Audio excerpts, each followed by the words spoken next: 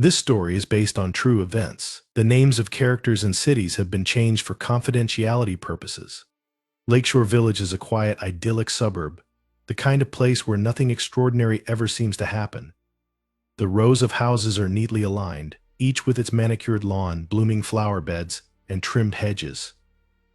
The residents of this small town enjoy a peaceful, harmonious life, where the biggest news is usually the latest bake sale or community event. There is an air of familiarity and predictability that soothes the people who live here. It's a place that feels safe, where everyone knows everyone and nothing is expected to change. Among the well-kept homes of Lakeshore Village is the Miller household. To anyone who knows them, the Millers represent the epitome of the suburban dream. Kevin and Diane Miller, along with their two children, Max and Claire, are the picture of stability and success. Their family seems flawless, living a life that many would envy. Kevin is a reliable and hardworking accountant, Diane a successful real estate agent, and their two children are bright and well-adjusted. To the outside world, the Millers are the perfect family living a perfect life. Kevin Miller, in particular, prides himself on the order and structure in his life. As an accountant, he thrives on precision and organization, qualities that carry over into his personal life. Every day, Kevin returns home from work at the same time, walking through the door with the same steady rhythm. He takes comfort in routines, from the morning coffee to the family dinner. Kevin loves his family deeply, though he isn't always the most expressive. His way of showing love is through providing stability and security, a life free from surprises.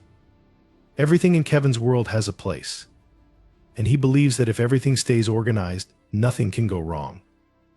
Diane Miller, on the other hand, is the heart of the home. She is warm, caring, and always attentive to her children's needs. In her role as a real estate agent, she knows how to manage people and situations, always maintaining a calm and professional demeanor. She runs the household with the same meticulous attention to detail that she brings to her work. Diane makes sure that every aspect of their life is in order, from the spotless house to the carefully planned family outings. Her children, Max and Claire, are the center of her world, and she takes pride in the fact that they are doing so well in school and life. Max, the younger of the two, is a typical teenage boy. He loves sports, especially football, and spends his afternoons playing video games or hanging out with his friends. Max is popular at school, always the life of the party, and never gives his parents much trouble. He's the easygoing, carefree child whose biggest concern is the upcoming game or who will be at the weekend hangout. For Max, life is simple and straightforward, and he enjoys it that way. But the true pride of the Miller family is Claire. Claire Miller, the older child, is every parent's dream. She is the perfect student, excelling academically, and is involved in numerous extracurricular activities at school. From a young age, Claire has been bright, disciplined, and incredibly focused. She was always the star of her class, the girl with the highest grades, the one involved in every school club, and the one her teachers and peers admired. She was the kind of student who made others look up to her, someone with a promising future ahead. Claire's ambitions were clear from the start. She dreamed of attending a prestigious college on the East Coast, where she would study literature or law. She talked endlessly about her plans for the future, always working hard to achieve her goals. In every aspect of her life, Claire seemed to be thriving. She had a tight-knit group of friends, worked part-time at the local bookstore, and always seemed to have her life together. She was kind, compassionate, and respectful, the kind of daughter who made her parents beam with pride. From the outside, Claire's life was perfect. But as it would soon become clear, appearances can be deceiving. Beneath her composed exterior, something was beginning to shift. Slowly, quietly, Claire was changing, and the cracks in her perfect facade were starting to show, though no one noticed at first. The changes in Claire were subtle at first, so subtle that her parents didn't see them coming. She began withdrawing from her friends, spending more and more time alone. Instead of going out after school like she used to, she started coming straight home and locking herself in her room. Kevin and Diane didn't think much of it at the time. Teenagers go through phases, they reasoned, and Claire was under a lot of pressure with her upcoming graduation and college applications. It wasn't unusual for a high-achieving student like her to feel overwhelmed from time to time. But what Kevin and Diane didn't realize was that Claire wasn't just overwhelmed or stressed. She was losing interest in the things that once brought her joy. The books she once loved no longer held her attention, and the extracurricular activities that had once been her passion began to feel like a burden. Her grades were still perfect, and she continued to go through the motions of being the ideal student, but something inside her had changed. In her isolation, Claire turned to writing as an outlet. She had always kept journals, filling them with poems and short stories, but now her writing took a darker turn. The once hopeful and imaginative tales were replaced by stories of violence and chaos, filled with cryptic symbols and disturbing imagery. No one saw these journals but Claire, and she kept them hidden from her parents and friends. The act of writing became a way for her to process the darkness she felt inside, a darkness that was growing stronger with each passing day. At the same time, Claire's internet habits began to shift. She started spending long hours online, exploring true crime forums and reading about notorious killers. Her curiosity about crime and violence, which had once been casual, grew into something more obsessive. She watched documentaries late into the night, researching cases of serial killers and mass murderers. She began to see these figures not as monsters but as people who had broken free from societal constraints. They had embraced something primal and raw, something that Claire was beginning to feel herself. The changes in Claire's behavior didn't go unnoticed by her parents, but they didn't understand the full extent of what was happening. Kevin and Diane chalked it up to the typical stresses of being a senior in high school. Everyone went through phases, they thought, and Claire would bounce back in time. After all, her grades hadn't slipped, and she still maintained her responsibilities at home and school. There was no reason to believe that anything was seriously wrong. Yet, beneath the surface, Claire was beginning to spiral. Her inner world was growing darker, and the boundaries between fantasy and reality were starting to blur. She had always been a perfectionist, someone who thrived on control, but now that control was slipping away. The more she tried to hold on to her carefully constructed image of the perfect student, the more she felt like she was suffocating. Claire's descent wasn't dramatic or sudden. It was a slow unraveling, a creeping sense of detachment from the world around her. The pressure of maintaining her perfect life became unbearable, and she began to resent the expectations placed on her by her family, her teachers, and society as a whole. To her, it felt like everyone wanted her to be something she wasn't, to fit into a mold that no longer suited her. Inside, Claire was changing, but no one saw it coming. This section builds the backstory of the Miller family and introduces the initial subtle shift in Claire's character, laying the foundation for the deeper descent into darkness that will follow. As Claire entered her final year of high school, the subtle shifts in her behavior became more pronounced. She was no longer the vibrant, outgoing girl her family and friends once knew. Instead, Claire seemed to be withdrawing from the world around her, slowly retreating into herself. The once lively conversations at the dinner table turned into monosyllabic responses, and her natural enthusiasm was replaced by an unsettling apathy. For most teenagers, senior year is a time of excitement and anticipation, with graduation on the horizon and the freedom of adulthood just within reach. But for Claire, it felt like the walls were closing in. Her friends noticed the change first. Claire had always been at the center of her social circle, the one who organized study groups and pushed everyone to do their best. She was involved in student government, volunteered for local charities, and played an active role in every school event. But now she started pulling away. She skipped out on parties and after-school hangouts, stopped joining her friends for lunch, and turned down invitations to the senior camping trip, an event she had looked forward to every year. When asked about it, Claire always had a ready excuse. "I'm just tired," she would say, or "I've got so much on my plate." Her friends were concerned, but not overly worried. After all, everyone knew how stressful senior year could be, especially for someone like Claire, who had always pushed herself to excel in everything. The schoolwork, the college applications, the part-time job at the bookstore, it was a lot to handle. Everyone assumed that Claire was simply overwhelmed, stretched too thin. It was easier to believe that than to confront the unsettling reality that something deeper might be going wrong. But the truth was that Claire's detachment went far beyond mere exhaustion. She wasn't just pulling away from her friends, she was withdrawing from life itself. Inside, she felt numb, as though the things that had once mattered to her no longer held any significance. The college applications that once filled her with ambition and excitement now felt pointless. The extracurriculars that had given her life structure and purpose seemed like hollow performances, staged for the benefit of others. She was tired, but not in the way she had led everyone to believe. Claire was tired of pretending. Her once perfect grades didn't slip, but the motivation behind them did. Claire continued to achieve, but it was no longer out of a genuine desire to succeed.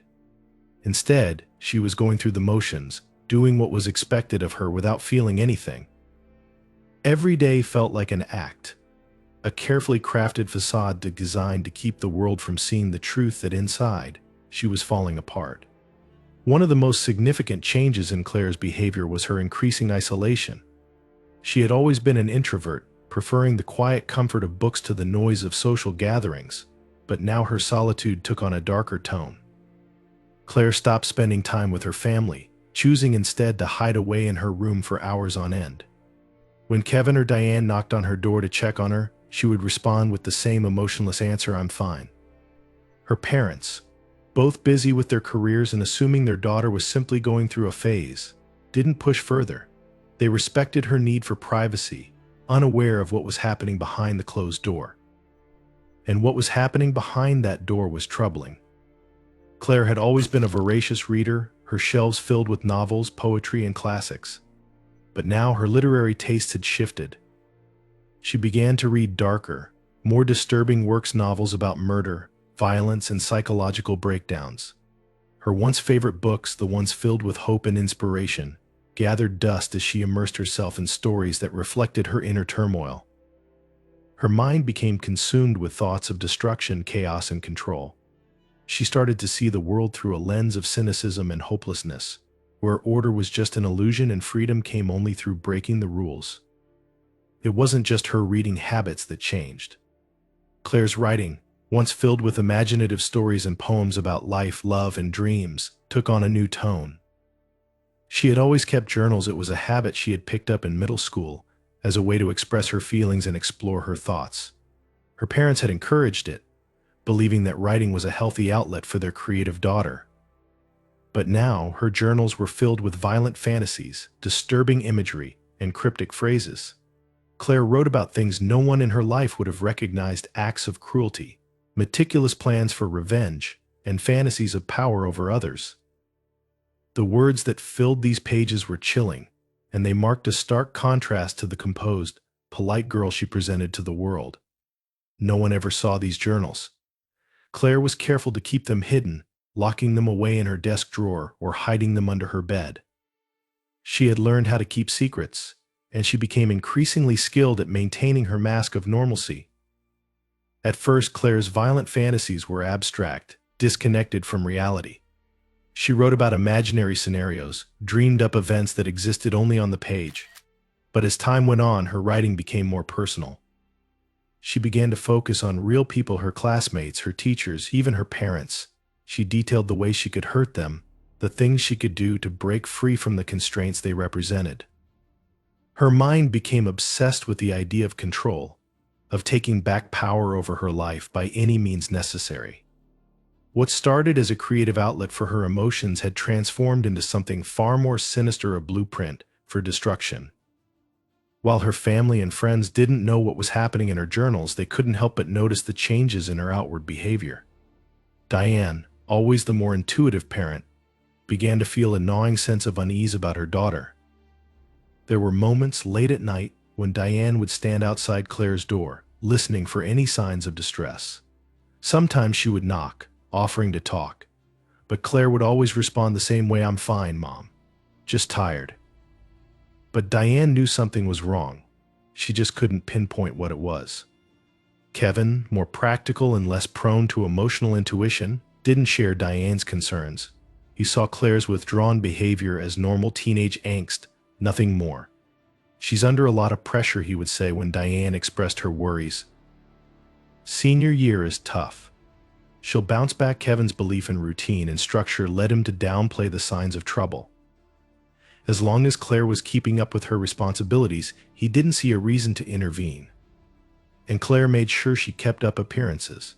Her grades remained impeccable, she continued working at the bookstore, and she attended family dinners, albeit more quietly than before. To Kevin, this was just a phase one that would pass with time. But it wasn't a phase. Claire's detachment from reality was deepening. She began to distance herself from the people in her life, not just physically but emotionally. When she spoke to her parents, her responses were cold and calculated, as if she were playing a part rather than engaging in real conversation. She learned how to say the right things at the right time, deflecting any suspicion or concern with carefully rehearsed answers. She had become a master of deception, hiding her true self behind a wall of normalcy. At school, Claire's teachers noticed the change as well. She had always been one of the top students, eager to participate in class discussions and push herself to achieve more. But now, her enthusiasm had faded. She still turned in her assignments on time, but the work lacked the passion and creativity it once had. Her essays were technically flawless, but emotionally hollow. When her English teacher, Mrs. Garner, asked her about it, Claire simply shrugged. "I'm just trying to get through the year," she said with a smile that didn't reach her eyes. What no one could see was that Claire's internal world was crumbling. The pressure to maintain her perfect image had become unbearable, and the more she tried to hold it together, the more it felt like she was being suffocated. The violent thoughts that filled her journals became a refuge, a place where she could unleash the feelings she couldn't express anywhere else. The fantasies of destruction and control gave her a sense of power, a way to regain control over a life that felt increasingly out of her hands. But these fantasies weren't enough. Claire needed more than just the words on the page. She needed to act. The turning point came when she met Daniel Stokes, a fellow senior at Lakeshore High. Daniel wasn't like the other students. He was quiet, brooding, and kept to himself. He had a reputation for being into dark, strange things, occult symbols drawn in his notebooks, rumors of him practicing bizarre rituals. Most people dismissed him as an oddball, someone to avoid. But for Claire, Daniel represented something different. He was a kindred spirit, someone who didn't fit into the neatly organized world of Lakeshore Village, just like her. Their connection began innocently enough.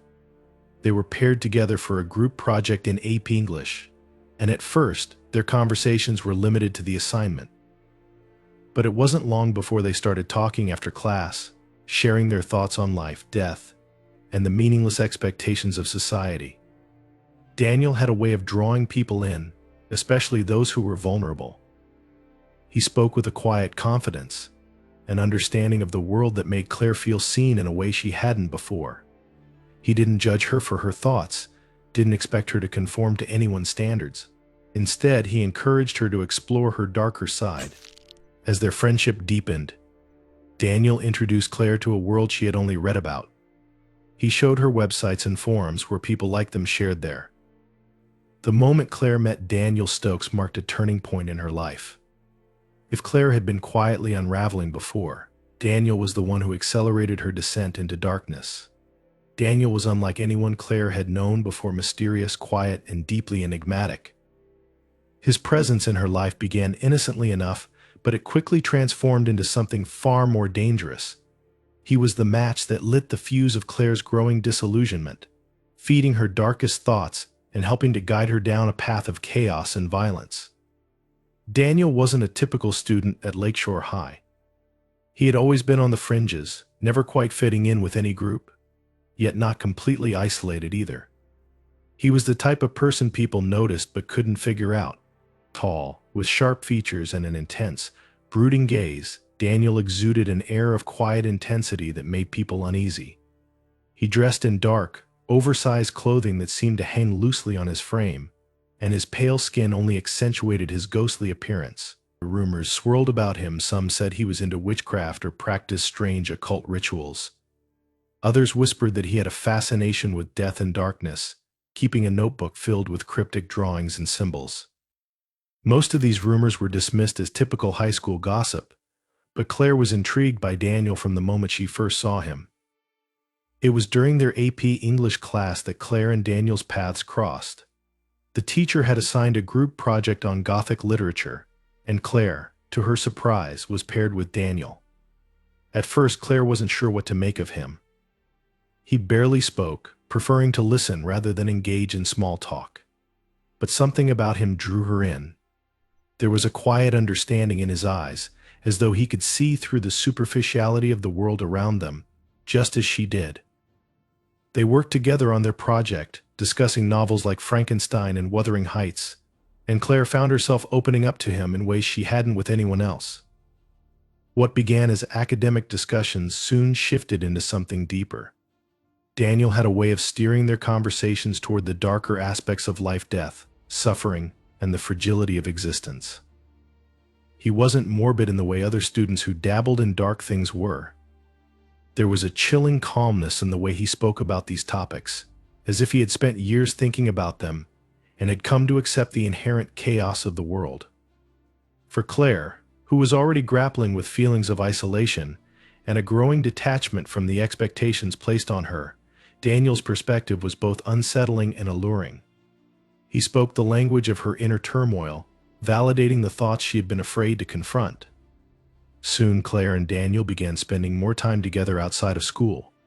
Their conversations grew longer, more intimate, and far more disturbing.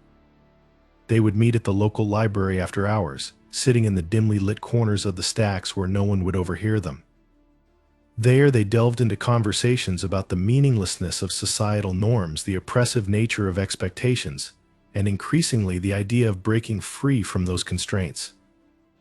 Daniel, more than anyone else in her life, seemed to understand the crushing pressure Claire felt to be perfect, to meet the standards everyone else had set for her. And unlike her parents or teachers, he didn't try to tell her that it would get better or that she just needed to keep going. Instead, he offered her a way out.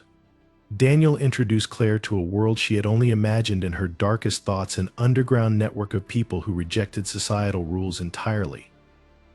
These weren't the rebellious teenagers she had known in high school who acted out for attention or to be different.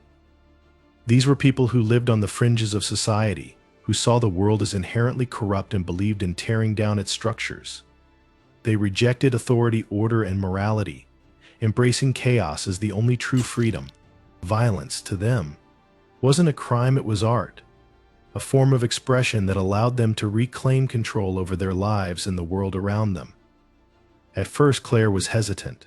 She had spent her entire life being the good girl, the perfect student, the model daughter.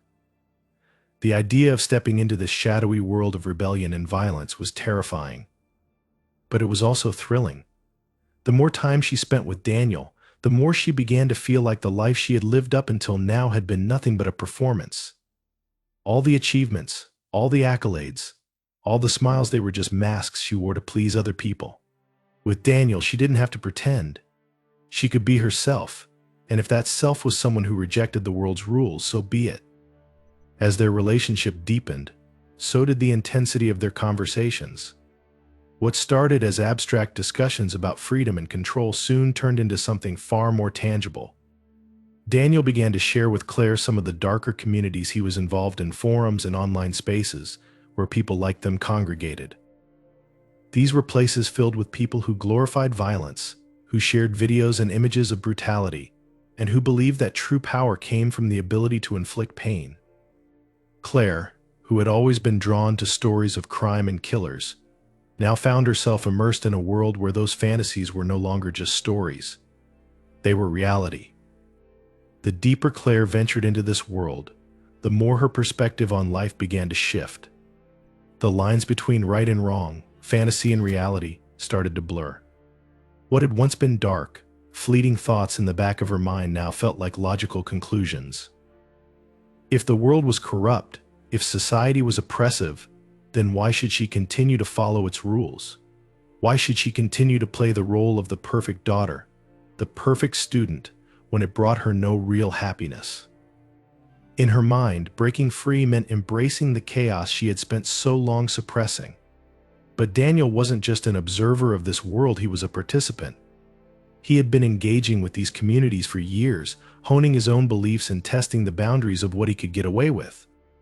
He shared stories with Claire about things he had done, petty acts of rebellion, theft, vandalism, but there was something more sinister lurking beneath the surface. Daniel wasn't content with small, meaningless acts of defiance. He wanted more. He wanted to take things further, to cross lines that no one else had dared to cross. And now, with Claire by his side, he had found someone who shared his desires. One night, during one of their late-night conversations in the library, Daniel proposed something that would change everything. He suggested that they take their beliefs to the next level.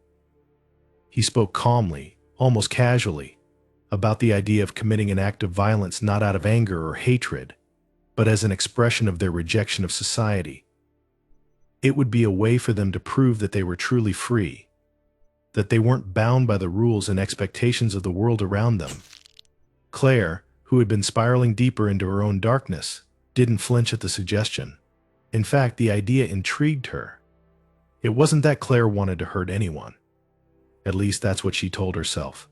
But the more she thought about it, the more it made sense. She had spent so long trying to live up to everyone else's expectations, trying to be the person they wanted her to be. But what had it gotten her? Nothing but emptiness. The idea of taking control, of doing something that was completely her own, something that would shatter the facade she had built, was intoxicating. It was like a door had been opened, and on the other side was a freedom she had never known before. Claire began to spend more time in the basement of her family's home. It was a quiet, secluded space, filled with old furniture and forgotten memories. Her parents rarely went down there, and it became her sanctuary, a place where she could plan and prepare without interruption.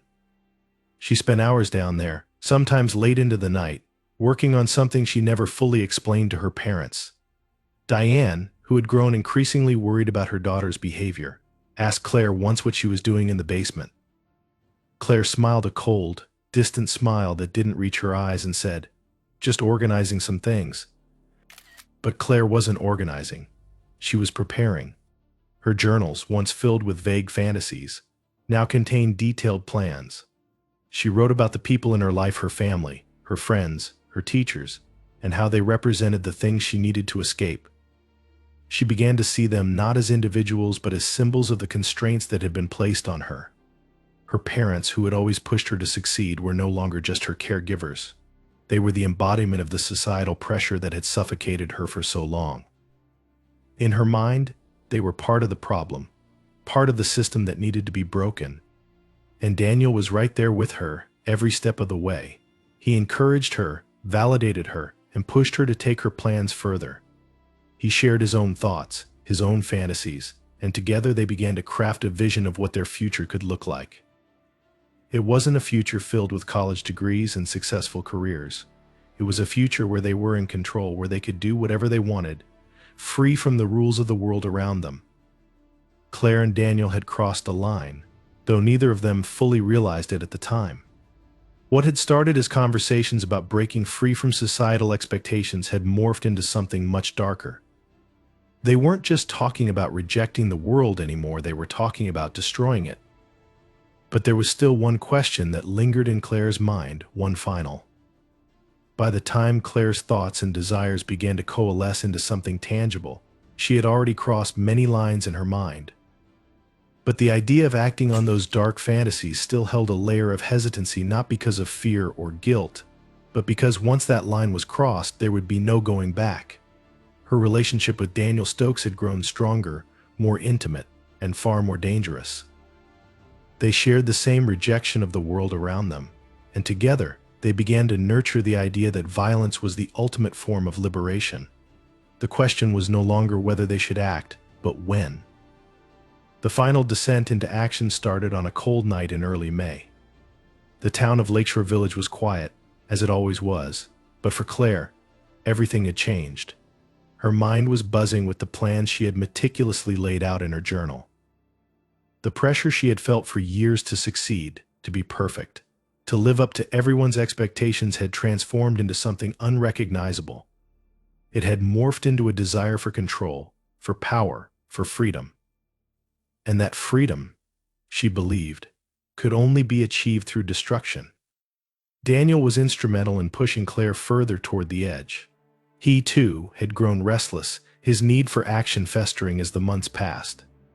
They spent hours talking late into the night, exchanging texts filled with cryptic messages about fate, control, and the purity of violence. What began as philosophical discussions turned into detailed plans. Daniel had shared stories of his small rebellions vandalizing property, breaking into abandoned buildings, but neither he nor Claire had ever crossed the line into real violence. Yet, that night, everything changed. It was May 12th, a date that would become etched in the minds of Lakeshore Village's residents for years to come. The day had started like any other. Kevin and Diane had gone to work, Max had left for school, and Claire had followed her routine, going to her classes and working her part-time job at the local bookstore. On the surface, nothing seemed out of the ordinary. Claire's performance as the perfect daughter, the model student, continued without a hitch. But underneath, her thoughts were consumed with what she had planned for that evening. Kevin and Diane had plans that night. It was their 20th wedding anniversary, and they had made reservations at a nice restaurant in town to celebrate. They rarely went out together, their lives consumed by work and family responsibilities, so the evening felt special to them. Claire knew they wouldn't be home until late, and that gave her the opportunity she had been waiting for.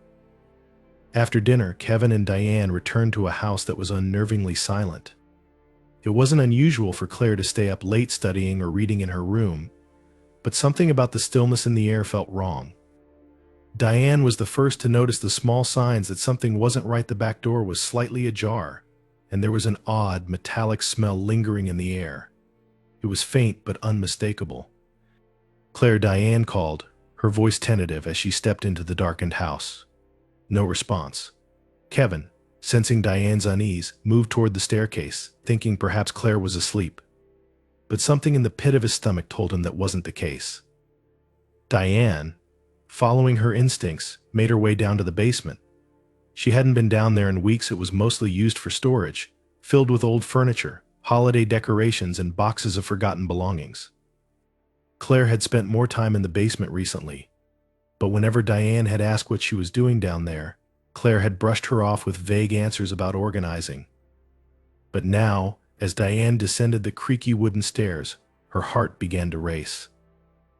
The basement was dimly lit, with only a single light bulb casting long shadows across the room. And there, on the floor, Diane saw Claire's notebook, lying open in the center of the cold, concrete floor. She bent down to pick it up, flipping through the pages filled with Claire's neat handwriting. But what she read wasn't the musings of an ordinary teenage girl.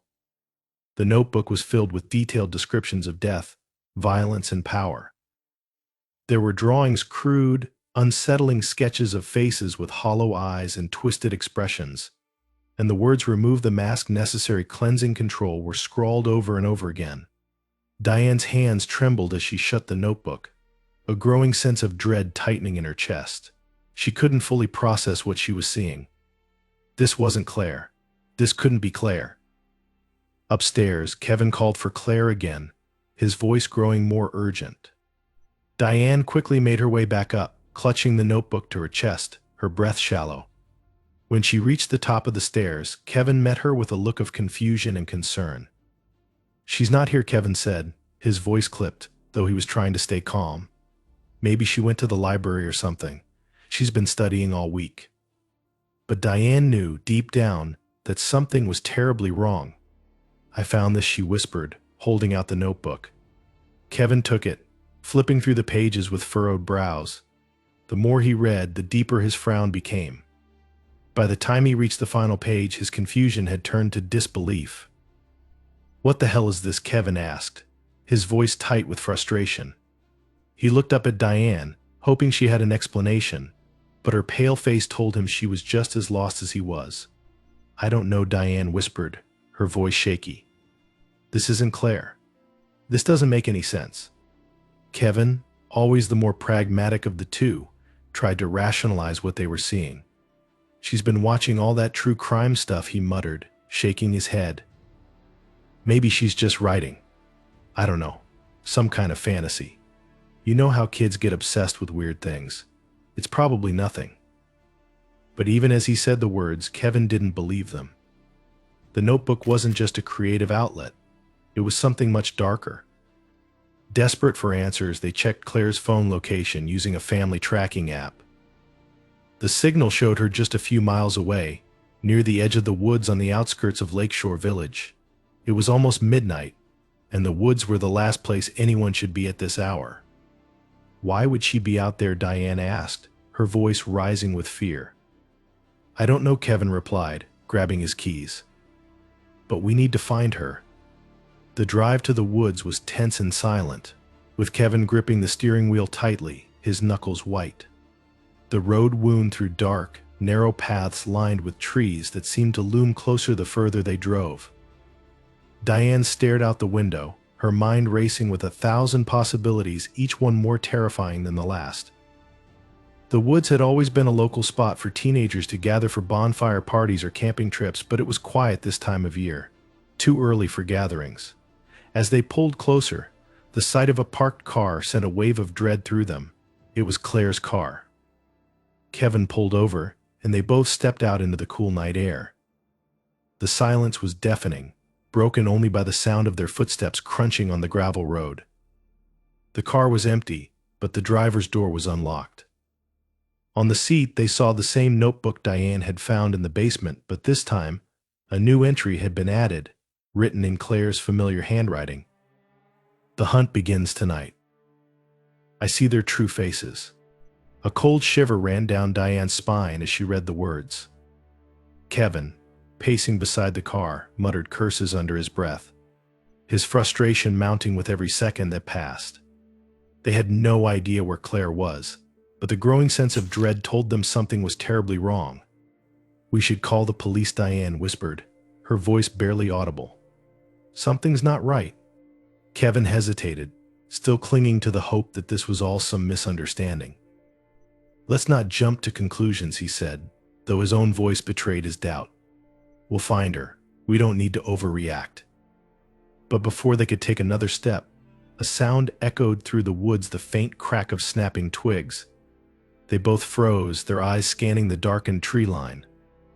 Without a word, Kevin began walking toward the sound, motioning for Diane to follow. They moved cautiously, their footsteps barely audible on the soft forest floor.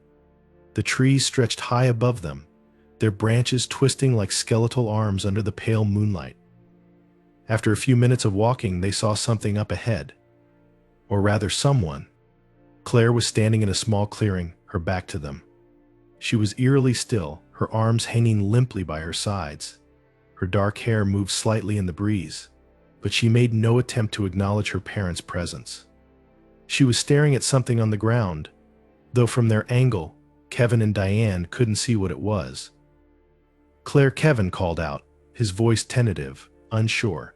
She didn't turn around. Diane's heart raced as she took a step closer.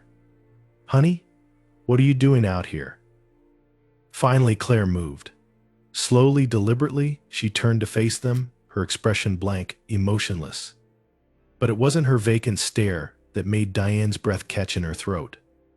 It was the object in her hand, a large, blood-stained knife. For a moment, the world seemed to freeze. The silence was suffocating. Kevin and Diane stood there, staring at their daughter in disbelief, unable to comprehend what they were seeing.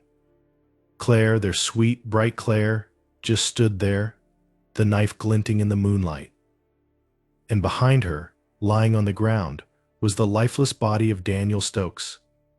The moment Kevin and Diane laid eyes on Claire standing in the clearing, holding the bloodstained knife, everything changed. What had been a family living through the normal challenges of suburban life, through the struggles of parenting, was now shattered. Their daughter wasn't just a troubled teenager anymore, she was someone far beyond their understanding, someone capable of murder.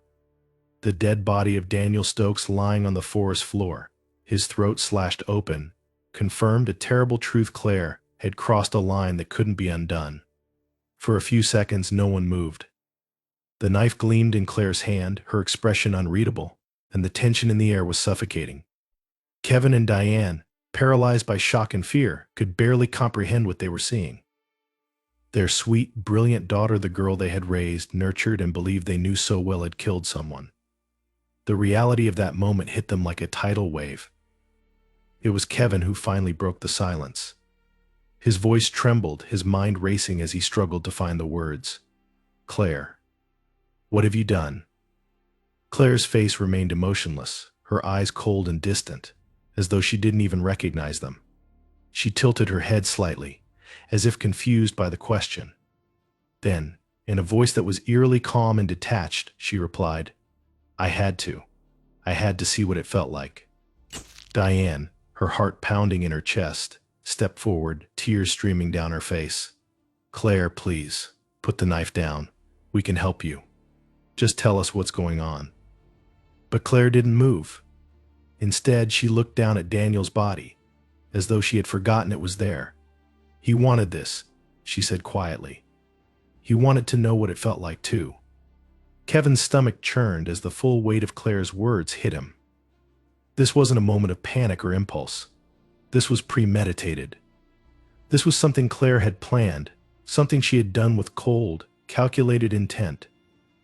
His instincts as a father kicked in, and he took a cautious step forward, trying to shield Diane from Claire's increasingly disturbing presence. "Put the knife down," Claire Kevin said, his voice growing firmer, though fear laced every word. "We can talk about this, but you need to put the knife down."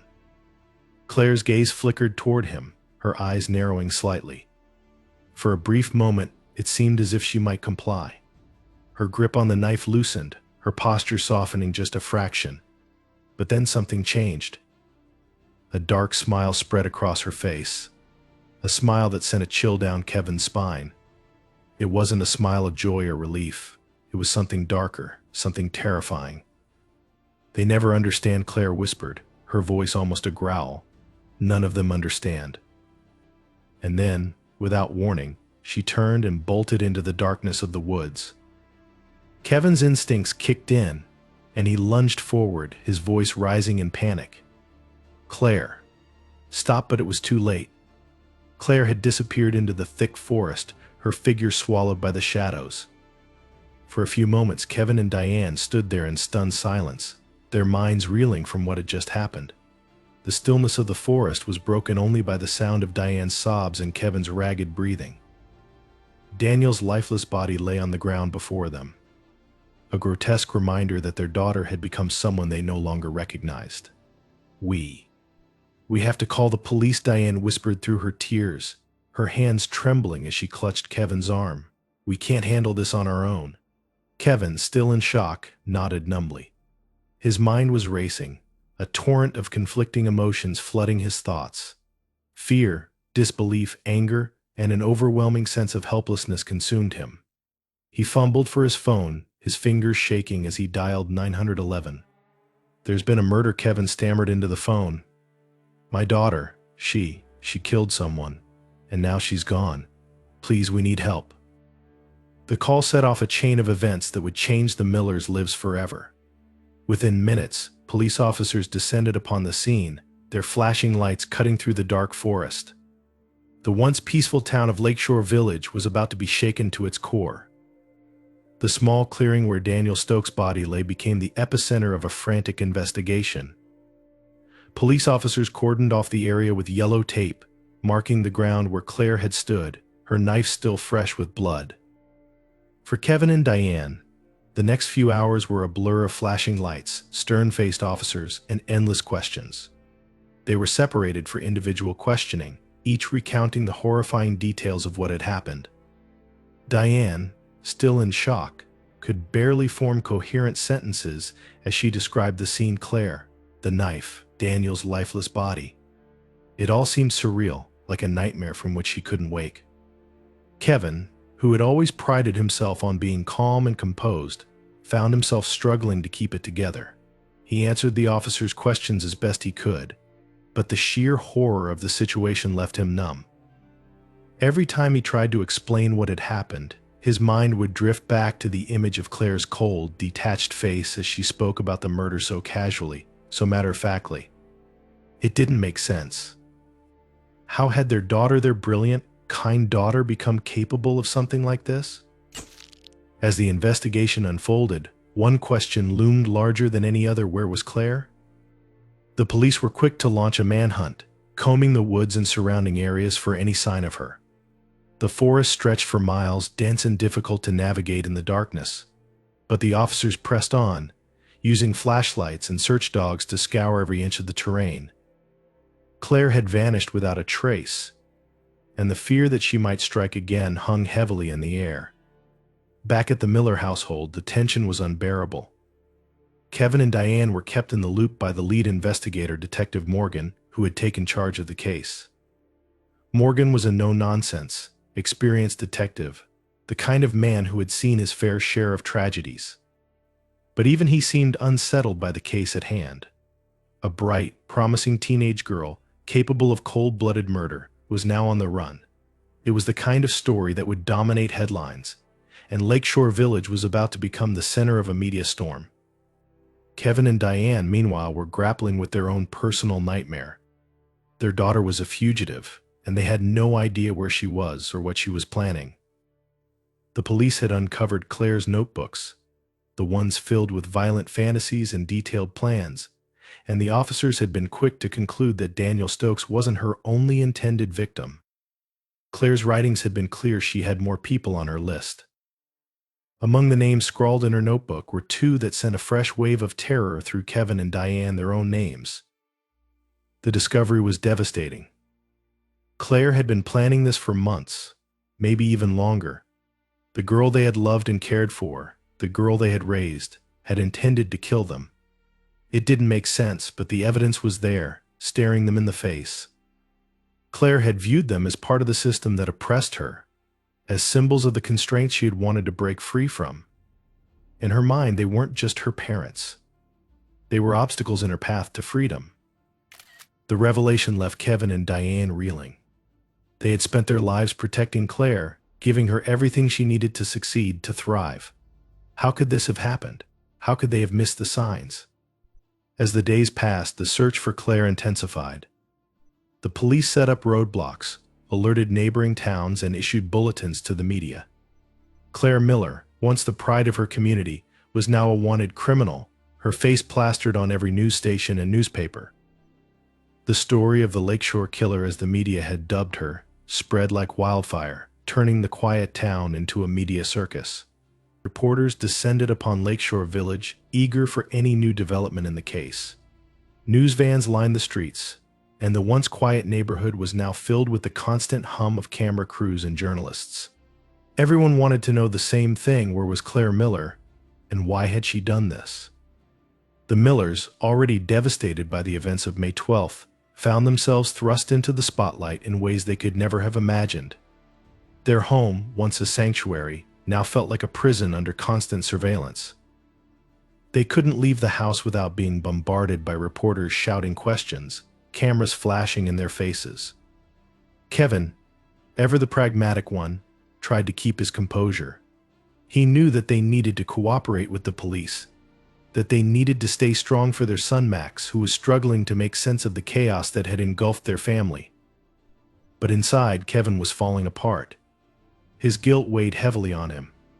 He had always believed that if they provided Claire with a stable, loving home, she would turn out fine. He had missed the signs, dismissed the subtle changes in her behavior as teenage angst. And now, his daughter was a killer, and he didn't know if he could ever forgive himself for failing her. Diane, on the other hand, was drowning in grief. She had always been the more intuitive parent, the one who could sense when something was wrong. And she had sensed that something was wrong with Claire long before the murder, long before the journals. But she had brushed it off, convinced that Claire was just going through a phase, that she would come out the other side stronger. Now, the weight of that decision crushed her. Her daughter had killed someone, had planned to kill her and Kevin, and was still out there somewhere, hiding in the shadows. The turning point in the search for Claire came nearly a week after the murder. The police had been scouring every inch of the woods, following every lead, but Claire had managed to evade them. That is, until Detective Morgan received a crucial piece of information: Claire had been seen at a gas station a few towns over. The surveillance footage was grainy but unmistakable. Claire had been captured on camera with an older man, someone the police didn't recognize. He was scruffy, dressed in a hoodie that obscured his face, but his body language suggested familiarity with Claire. He wasn't holding her captive. In fact, he had his arm draped casually over her shoulders, and Claire didn't appear to be under duress. "Who is he?" Kevin asked, staring at the image in disbelief. "We're still trying to figure that out," Morgan replied grimly. "But it looks like she's found someone to help her." The manhunt shifted focus, now looking not only for Claire but for this mysterious man as well. As the days passed, the police pieced together more information. The man was identified as Tyler Griggs, a known figure in underground circles that glorified violence and anarchy. Tyler had been active on the same forums Claire had frequented, and it quickly became clear that he had been in contact with her for months, feeding her darkest impulses. Claire was no longer acting alone. She had found a partner in crime, someone who shared her twisted worldview. The revelation sent shockwaves through the investigation. Claire had evolved from a lone, troubled teenager into something far more dangerous: a fugitive with an accomplice.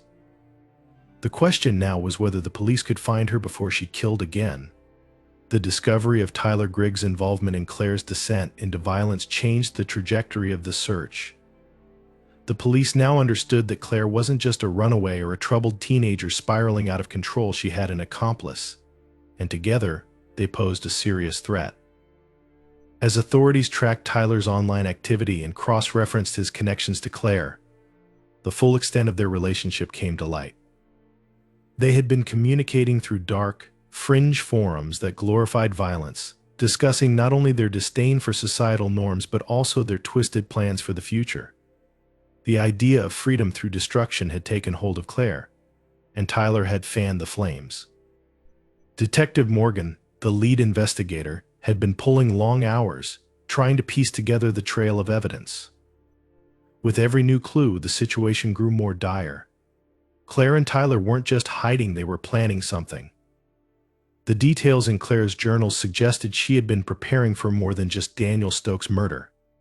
Daniel had been the first step in what appeared to be a larger, more dangerous plan.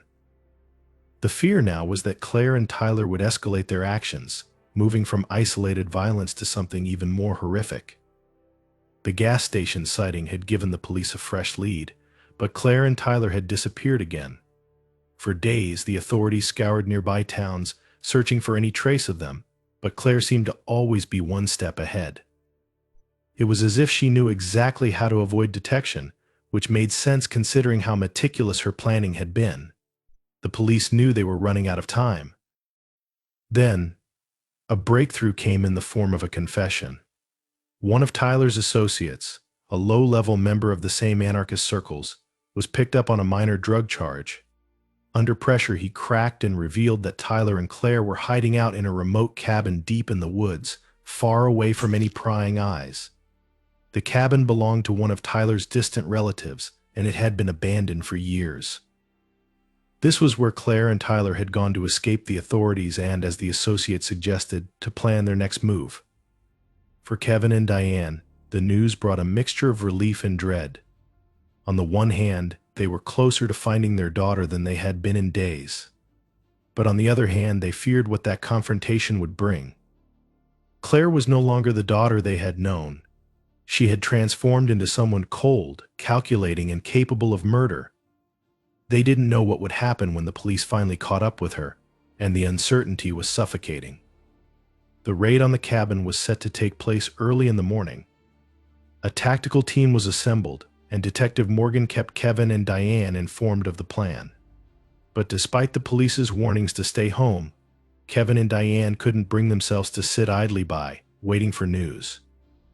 Against their better judgment, they drove out to the edge of the forest, parking a safe distance from the perimeter the police had set up. The tension in the car was unbearable. Diane sat in the passenger seat, staring out the window at the dense forest beyond, her hands clenched tightly in her lap. Kevin's grip on the steering wheel was so tight his knuckles had turned white. Neither of them spoke, but the unspoken fear hung in the air between them. This could be the last time they saw Claire, and they had no idea in what condition she would be when the police found her. The radio in the car crackled to life. "Team is moving in," came the voice of one of the officers, flat and efficient. The tactical team had surrounded the cabin and was preparing to breach. Kevin and Diane held their breath, waiting in the oppressive stillness of the early morning, listening for any sound that would indicate what was happening. The moments stretched on, each second feeling like an eternity. Then, a gunshot rang out, cutting through the silence like a knife. Diane gasped, her hand flying to her mouth, tears immediately welling in her eyes. Another shot followed, then shouting the sounds of a violent confrontation unfolding just out of sight. Kevin's heart pounded in his chest as his instincts took over. Without thinking, he threw open the car door and ran toward the woods, Diane calling after him in desperation. "Kevin, no, please." But he couldn't stop. His daughter was in there, and he had to get to her. As Kevin sprinted toward the tree line, 2 police officers emerged from the shadows, blocking his path. "You need to stay back," one of them shouted, grabbing Kevin by the arm. "That's my daughter in there," Kevin yelled, his voice hoarse with fear and anger. "Let me go." Another gunshot cracked through the air, this one closer. Kevin struggled against the officer's grip, desperate to reach Claire, but the officer tightened his hold, pulling him back. "We're handling it," the officer said firmly. "It's not safe for you." Diane had caught up by now, sobbing as she reached for Kevin, trying to pull him back. "Please," she begged the officers, her voice broken. "Just tell us what's happening. Is she alive?" The officers exchanged glances but offered no answers. They continued to hold Kevin and Diane back, keeping them from rushing headlong into the chaos. For what felt like hours, though it was likely only minutes, Kevin and Diane stood there, hearts pounding, as the sounds of shouting and gunfire faded into the distance. Then the gunfire stopped. The silence that followed was deafening. Kevin and Diane stood frozen, waiting for something, anything to happen. The forest seemed to hold its breath, and for a moment it felt as though time had stopped. Then, the police radio crackled again. "All clear," came the subdued voice from the other end. "Suspect in custody." Kevin's knees nearly buckled with relief. Claire was alive. A few moments later, a police SU pulled up on the gravel road, its tires kicking up dust as it came to a stop. 2 officers stepped out, holding someone between them, a figure in handcuffs, head down, hair disheveled. Kevin's breath caught in his throat as he realized it was Claire. She looked smaller than he remembered, her once bright eyes dulled to a lifeless gray. There was blood on her clothes, though Kevin couldn't tell if it was hers or someone else's. Her face was expressionless, completely detached from the chaos surrounding her. "Claire," Diane's voice cracked as she called out, her hands trembling. "Claire, please." But Claire didn't respond. She didn't even seem to hear them.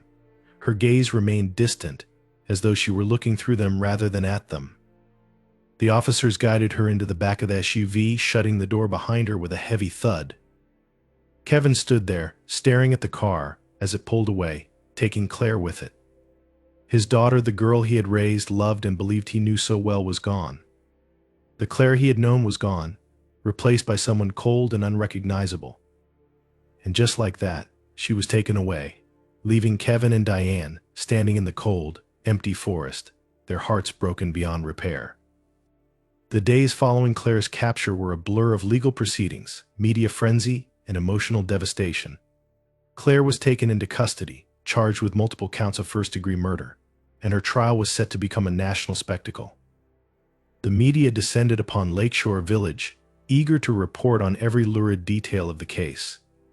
Headlines screamed about the Lakeshore Massacre and the teenage killer turning Claire into a figure of both fear and morbid fascination.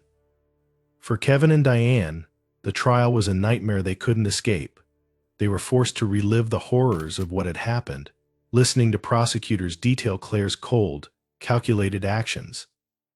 The evidence was overwhelming: the notebooks, the online messages with Tyler Griggs, the footage from the gas station, and most damning of all, Claire's own confession. She had admitted to everything. She didn't show remorse, didn't offer any excuses. When asked why she had done it, her answer was chillingly simple: I needed to be free. The trial dragged on for weeks, with the prosecution painting Claire as a cold-blooded killer who had meticulously planned her crimes.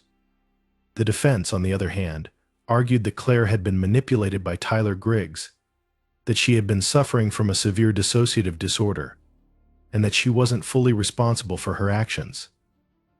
They painted her as a victim of circumstance, a girl who had fallen under the influence of a dangerous man and lost her way.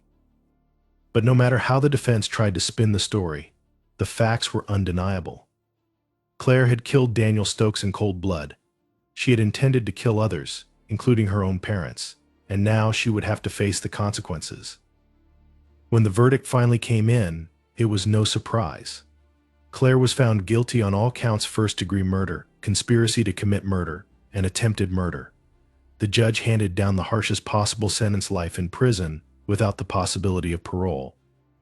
For Kevin and Diane, the sentence was both a relief and a new source of pain.